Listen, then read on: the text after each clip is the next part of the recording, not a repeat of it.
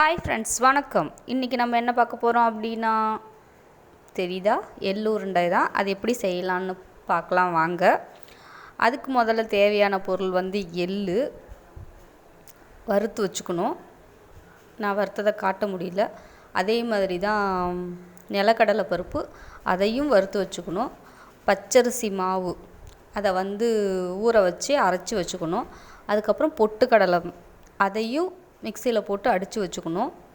அதுக்கப்புறம் சர்க்கரை, அதுக்கப்புறம் கொஞ்சம் தேங்காய் துருவல். இதுதான் எள்ளு உருண்டை செய்கிறதுக்கானது.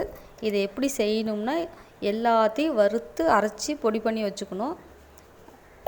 சர்க்கரையோட கொஞ்சம் ஏலக்காயை போட்டு ஒரு ரெண்டு எவ்வளோ தேவையோ அவ்வளோ ஏலக்காயை போட்டு வச்சா கொஞ்சம் வாசமாக இருக்கும். அது இன்னும் கூட சூப்பராக இருக்குங்க. இதெல்லாம் அரைச்சி வச்சதெல்லாம் எல்லா மாவையும் எடுத்து ஒன்றா கலந்துக்கணும். பொட்டுக்கடலை மாவு போட்டால் கொஞ்சம் நல்லாயிருக்கும். வேணுங்கிறவங்க போட்டுக்கோங்க, இல்லாட்டி விட்டுருங்க.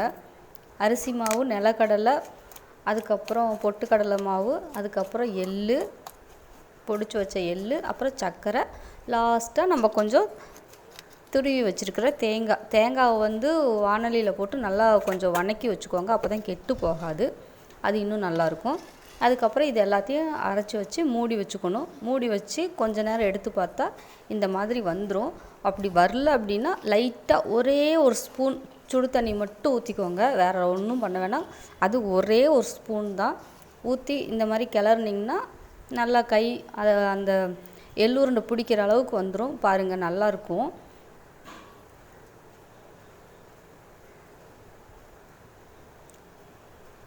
எள்ளு உருண்டை உடம்புக்கு ரொம்ப நல்லது. பாட்டிகள்லாம் முன்னாடிலாம் வீட்டிலையே செஞ்சு கொடுப்பாங்க. இப்போ நம்ம கடையில் வாங்கி சாப்பிட்றதா இருக்குது.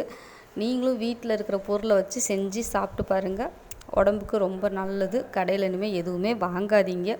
முடிஞ்ச அளவுக்கு வீட்டில் சமைச்சு செஞ்சு சாப்பிட்டு பாருங்கள். ஓகேவா? பாய். இன்னொரு வீடியோவில் பார்க்கலாம்.